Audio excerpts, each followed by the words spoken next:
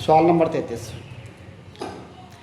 آپ کا مطالبہ کہ اللہ پاک کو نظر آنا چاہیے تھا، تو اس طرح تو ہر پیدا ہونے والا انسان اس بات کا مطالبہ کرتا، تب اللہ پاک ہمیشہ سامنے رہتے اور تمام انسان اللہ پاک پر ایمان لے آتے۔ ایسی صورت میں انسان کا ایمان لانا آزاد مرضی سے نہ ہوتا بلکہ زبردستی کا ایمان ہوتا۔ تب بتائیے گا اس کے ایمان کی ویلیو بھلا کیا ہوتی؟ اسی طرح اگر اللہ پاک سامنے رہتے تو کوئی بندہ ظلم نہ کر سکتا تھا، لہذا عدل کی ضرورت بھی پیش نہ آتی، یا عدل کا سوال ہی بے معنی ہو کر رہ جاتا۔ اس طرح اللہ پاک کی صفت العدل کا ظہور ممکن نہ تھا، جبکہ انسان کی تخلیق کا مقصد ہی یہ تھا کہ اس کے ذریعے اللہ پاک کی صفات کا ظہور ہو اور وہ اللہ پاک کی صفات کا مظہر بنے۔ ایسی صورت میں انسان کو دنیا میں رکھنا ہی فضول ہوتا اور جنت اور دوزخ کا کوئی تصور بھی نہ ہو سکتا تھا، اور نہ ہی قیامت قائم ہو سکتی تھی کہ جب کوئی ظالم ہی نہیں اور مظلوم ہی نہیں ہے تو اللہ پاک ان کے درمیان عدل کیا فرمائیں گے اور جنت اور دوزخ کیا عطا فرمائیں گے۔ آن دا ادر ہینڈ، اگر اللہ پاک سامنے رہتے تو کافروں کے پاس ظلم کا کوئی موقع ہی نہ ہوتا، اور نہ ہی وہ نیتن یاہو، ٹرمپ اور جارج بش کی طرح ظلم کی انتہا کر کے اللہ پاک کے قہر کا شکار بن سکتے تھے، اور نہ ہی اللہ پاک کی صفت القہار کا ظہور ہی ممکن تھا، جو کہ مشیت عزتی اور تخلیق مقصد کے الٹ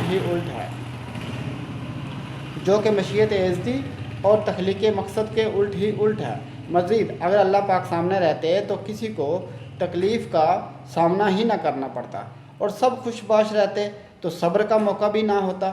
اس طرح تو صبر کا موقع بھی نہ ہوتا تو ریوارڈ کا سوال بھی بے معنی ہو کر رہ جاتا، کیونکہ امتحان ہو اور تکلیف نہ ہو خلاف عقل بات ہے۔ سوال نمبر 34، آپ کا سوال کہ ظلم کرنے والے نے اللہ پاک کے مقصد میں مدد دی، اس طرح تو اس کو انعام ملنا چاہیے۔ یہی سوال آپ ایک اور طریقے سے بھی پوچھتے ہیں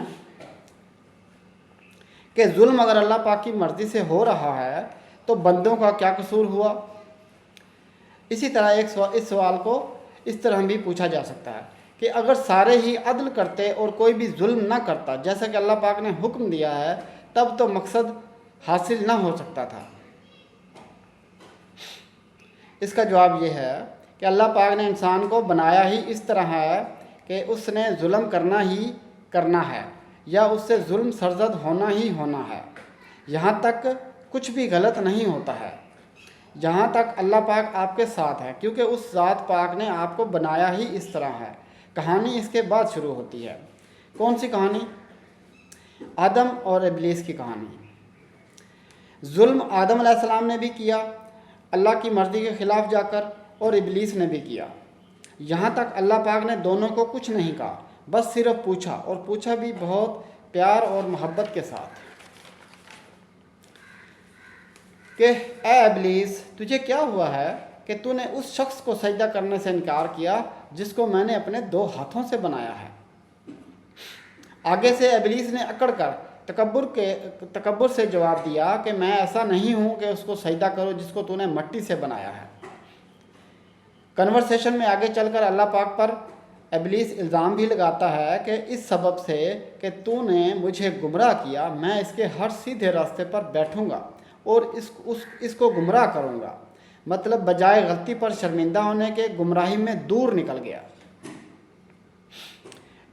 دوسری جانب جب آدم علیہ السلام سے پوچھا کہ آپ کو منع کیا گیا تھا اس درخت کے پاس نہ جانا، تو فوراً عاجزی دکھائی کہ اے میرے پروردگار، میں نے اپنی جان پر ظلم کیا، اگر تو مجھے معاف نہیں کرے گا اور مجھ پر رحم نہیں کرے گا تو بے شک میں گھاٹے والوں میں ہو جاؤں گا۔ اس پر تھوڑا تبصرہ کرتے ہیں، بات بہت کلیئر ہو جائے گی، لیکن اس سے قبل ایک وضاحت کرنا چاہتا ہوں۔ جس طرح اللہ پاک نے ہر چیز جوڑے کی شکل میں بنائی ہے، اسی طرح انسانی جان کو بھی اللہ پاک نے 2 رخوں پر بنایا ہے، 2 رخ پر بنایا ہے۔ قرآن پاک میں اس کو بیان فرمایا گیا ہے، ایک رخ کو نفس امارہ اور دوسرے رخ کو نفس لوامہ فرمایا گیا ہے۔ نفس امارہ برائی پر اکساتا رہتا ہے، جبکہ نفس لوامہ برائی سے روکتا ہے۔ انسان کی زندگی کے ایک خاص وقت تک نفس امارہ اور نفس لوامہ کی جنگ جاری رہتی ہے۔ انسان اپنی جان کے جس رخ کو پسند کرتا ہے اس کو ہی سپورٹ کرتا ہے۔ اگر وہ برائی کی طرف مائل رہتا ہے اور پشیمان نہیں ہوتا تو اس کو لازمی طور پر نفس لوامہ، جس کو عرف عام میں ضمیر کے نام سے بھی جانا جاتا ہے، اس کو دبانا پڑتا ہے تاکہ خود کو مطمئن رکھ سکے۔ اگر وہ انسان ایک لمبے عرصے تک اسی روش پر قائم رہتا ہے اور اپنی اصلاح نہیں کرتا ہے تو برائی اس کی شخصیت کا حصہ بن جاتی ہے اور وہ برائی کو ہی پسند کرتا ہے اور برائی اس کو برائی لگتی ہی نہیں ہے اور وہ یہ سمجھتا ہے کہ وہ حق پر ہے۔ تب اس پر کوئی نصیحت اثر نہیں کرتی بلکہ وہ نصیحت یعنی قرآن پاک سے دور بھاگتا ہے۔ آج کل کے انسان بشمول نام نہاد مسلمان اس کا شکار ہیں، لیکن بے پرواہ بنے ہوئے ہیں۔ قرآن پاک کے مطابق اللہ پاک نے ایسے لوگوں کے لیے سخت ترین عذاب تیار کر رکھا ہے۔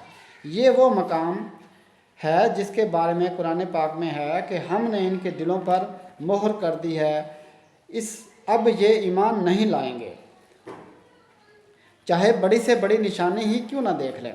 دوسری جانب اگر انسان نصیحت یعنی قرآن کریم کے ذریعے اور توبہ کے ذریعے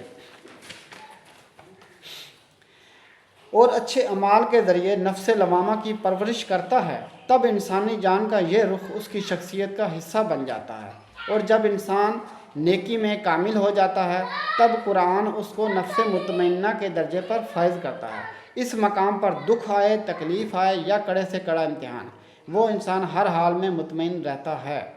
ایسے لوگوں کو قرآن نوید سناتا ہے کہ جن کو نہ کوئی غم ہوگا اور نہ ہی وہ خوفزدہ ہوں گے، چاہے قیامت کا عظیم حادثہ ہی کیوں رونما نہ ہو جائے۔ آئیے اب تبصرہ کرتے ہیں اپنی کہانی پر۔ ظلم تو ہونا ہی ہونا ہے، ظلم اس سسٹم کا لازمی جزو ہے، اللہ پاک کی سکیم کا حصہ ہے، اس کے بغیر نظام کا وجود ممکن ہی نہیں ہے۔ لیکن اس ظلم کے بعد جو عدل کی طرف پلٹ آئے گا، توبہ کی طرف آ جائے گا، نصیحت یعنی قرآن کریم کو قبول کر لے گا اور خود کو پاک کر لے گا، نجات پا جائے گا۔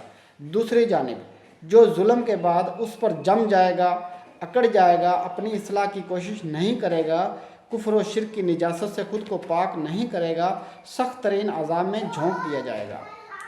اب رہ گیا وہ مظلوم جس پر ظلم ہوا۔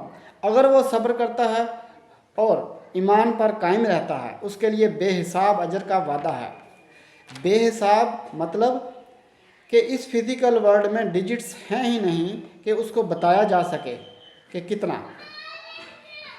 یہ تو تھی عام عوام، اور جو خواص ہیں یعنی انبیاء، اولیاء وغیرہ، ان کو سکون ملتا ہی نہیں جب تک اللہ پاک کی محبت میں ظلم برداشت نہ کریں، دکھ اور تکلیفیں نہ جھیلیں۔